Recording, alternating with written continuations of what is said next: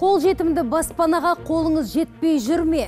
Әлде жұмыстан негізсіз қолдыңыз ба? Мүмкін мектепте мұғалім балаңызға шүйліккен болар. Сізді толғандырған көп сұрақ біздің назарда. Армысыздар, алдымен аңдатпа. Астана іргесінде халық тұрғын үйді басқару жүйесінің тізгінін сұрап жүр. Бізде тепловой счетчиктарды қоймаған. Адамдар квадратный метрден төлеп жүре берген.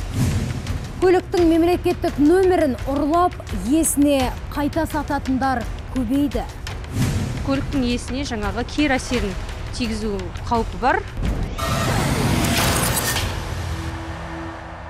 Мемлекет басшысы Нұрсұлтан Назарбаев 4-ші өнеркәсіптік революция жағдайындағы дамудың жаңа мүмкіндіктері атты жолдауының 5-ші басымдығында әкімдер тұрғын үй коммуналдық инфрақұрылымын жетілдіру мәселесін мемлекет жекеменшік серіктестігі негізінде белсенді шешу керек деген болатын. Осы тапсырманың аясында Лесная Поляна тұрғын алабының халқы басқару жүйесін өздеріне беруді сұрап отыр. Өйткені ПИК жұмысына наразы.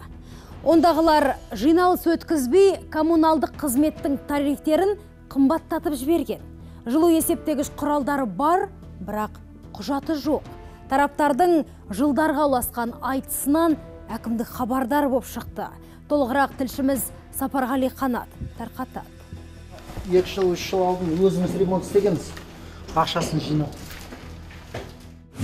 Астана іргесіндегі Лесная Поляна тұрғын үй алабының тұрғындары нақтырақ айтқанда 4-ші, 5-ші, 6-ші, 7-ші, 8-ші, 9-ші және 15-ші көп қабатты тұрғын үй иелері өз үйлерімізді өзіміз басқарсақ дейді. Өйткені ПИК қызметкерлерінің жұмысына көңілдері толмайды. Себеп көп. Подвальный помещение бәрі сатылған, бәрін арендаға беріп тастаған, жерді арестқа салып қойған. Енді біз қашанғы осылай нете береміз, осылай жүре береміз. Сонымен қатар тұрғындармен жиналыс өткізбей, белгіленген тарифтік бағаларды қымбаттатып жіберген. Мына үйлердің барлығы жер, барлығы аресте тұр, банкте. Залогқа қойып тастаған барлығы. Оны бізді білгеніміз форма 2-ні алғанда сонынан. Сол жерде банкте барлығы залогта тұрған екен. Кейін басқа үйлерді қарасаңыз, мына тепловой счетчик деген болады.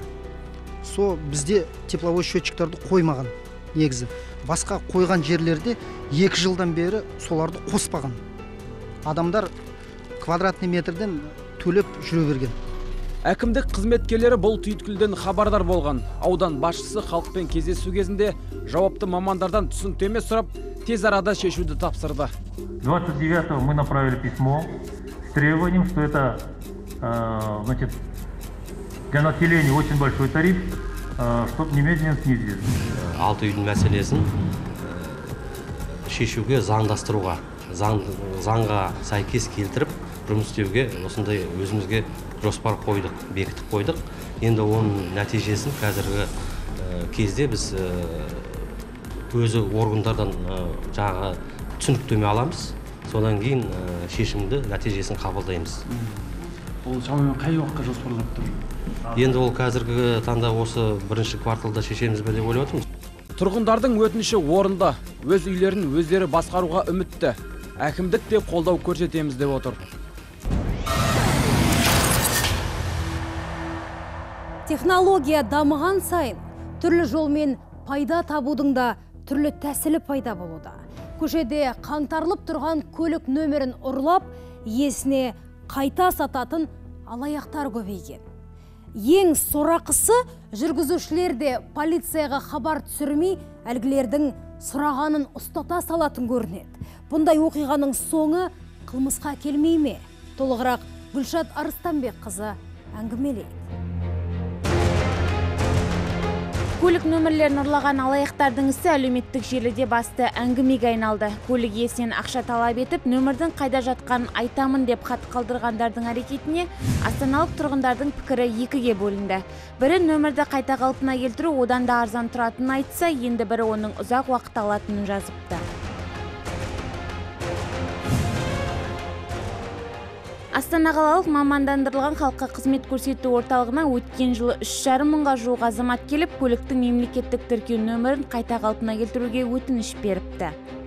Мемлекеттік тіркеу номерлары жоғалған жағдайда азаматтар не істеуі керек? Ең бірінші, жоғалған ауданына, ішкі істер аудандық бөліміне барып, өтінім жазады. Өтінімді басшылыққа ала отырып, олар анықтама береді. Мемлекеттік тіркеу номерінің жоғалғаны туралы.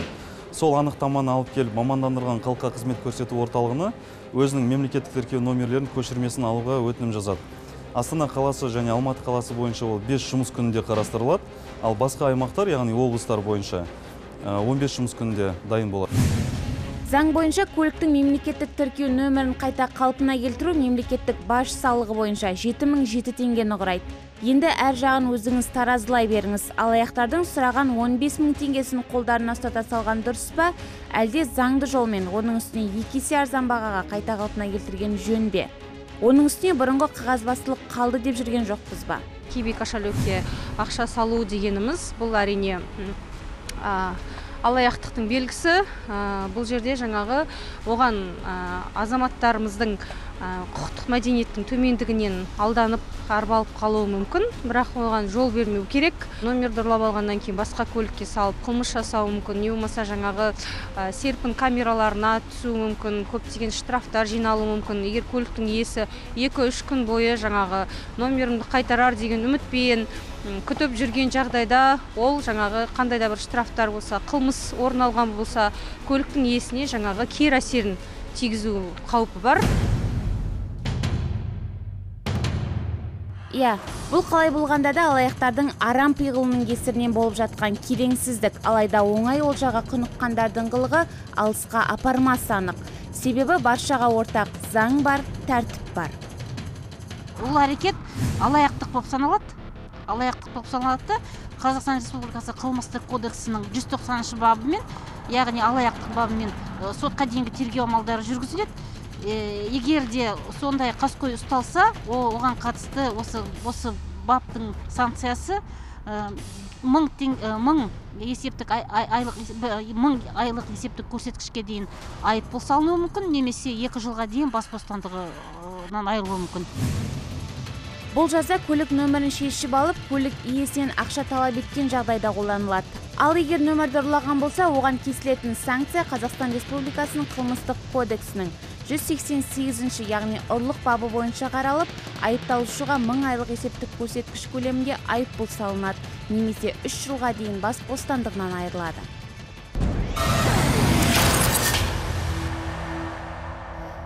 Қауіпсіздікке қырағы болмасақ, опық жейтініміз анық. Қыс мезгілінде республика бойынша бағыттарда жол қозғалыстары жиі жабылып тұратыны бар. Төтенше жағдайлар қызметі бұл жағдайдың алдын алу мақсатында әр аумақ тұрғындарын ескертуден ешқашан жалыққан емес. Алайда ескертуді елемей, далада қалып қойғандар қаншама. Осындайда қайтпек керек. Тілшіміз Ақбөпе Тәңірберген құтқарушылармен кезекшілікке шығып көрді. Боран деген страшно. Роторы енді ашып келе жатыр ғой деймін. Мынау жақта. Вот, міне. Гай сопровождениемен жүр машинамыз. Вот, түнгі сағат 2-де келгеніміз содан әлі тұрмыз міне. Тәубе. Страшно боран. Бұл Шығыс Қазақстан өңірі. Қолайсыз күнде белді бекем буып сапарға шыққан ондаған темір тұлпар жолда қалды. Тек 2 тәуліктен кейін қар құрсауынан құтқарылған. Күннің бұзылып тұрғанын көре тұра, 112-ден тоқтамай хабарлама келіп жатса да жолға шыққан өз обалдары өздеріне дерсіз бәлкім. Бірақ мұндай жағдайлардың соқтырып жатқан соң жаман.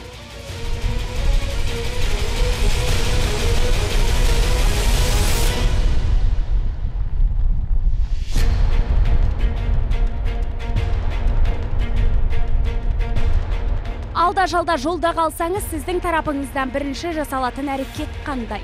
Жол тайғақ, күн боран. Мына жолаушы түсе қалып, қарды қазғысы келді, бірақ күрегі жоқ. Жасаған жалғыз дұрыс әрекеті мынау болды. Я застрял на трассе Астана-Павлодар, 50-й километр.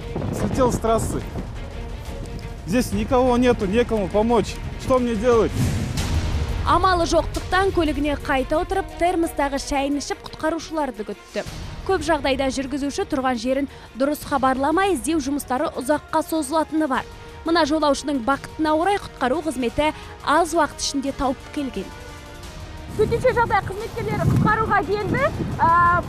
Өзімен ешқандай жағдайға болмаған жүргізушіге көмек көрсеткен. Бұндай жағдайда не істеу керек? Қазір бізге барлығын айтып түсіндіреді. Егерде құтқару қызметі уақытына келмеген жағдайда бұл жәнегідей жолаушының жағдайы мүшкіл болар ма еді деген ойдамыз. Қарапайым күрек, трос, сонымен қатар жанар жағармай және азық-түлік қоры, жылы киім. Сонымен қатар жәнегідей егерде машина техникалық жағдайына мән бермей жолға шыққан жағдайда өздеріңізбен бірге жәнегідей бірнеше дана шырақ алған абзал.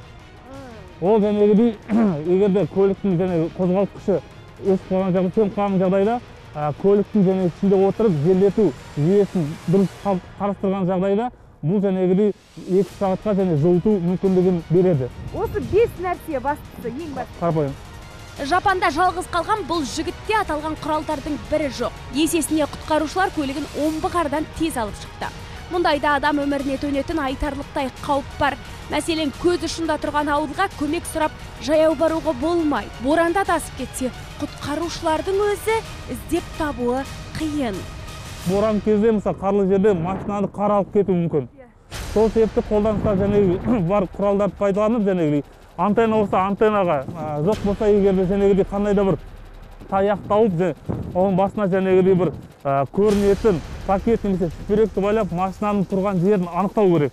Көліктен шыққан кезде, мысалы, ол алысқа кетіп қалмау үшін машинаның өзінен адасып кетуі мүмкін. Егерде көрінбейтін жағдай боран қатты болатын болса, сол себепті шыққан кезде фарсты немесе арқан, тросты пайдаланып, машинаға шыққан кезде байланыстыру керек.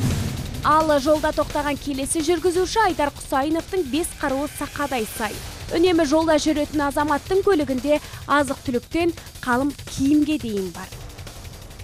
Менің енді жұмыс бойынша қаланың сыртқа трассаға көп шығам. Қыстың басында машинаға осылай заттарды сап аламын, обязательно керек нәрселерді. Оның ішінде күрек те бар, трос, азық-түлік деген продукты. Мен міне тоже запас бензин дейді ғой, запас аламын. Сол жылы киім. Соңғы күні алып аламын, сап аламын. Қайда бар еді?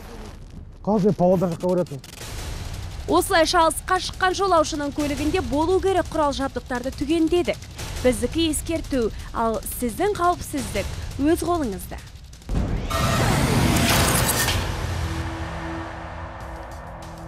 Өзен кері ақпайды, уақытта оралмайды. Алақанға құйып алған су секілді. Шөлімізді қандырып үлгерместен зырғып кетеді. Сондықтан өзінен басқаның бәрін кінәлайтын масылдардың емес, жақсылық жасауға асығатын асылдардың қатарынан болайық. Кездескенше.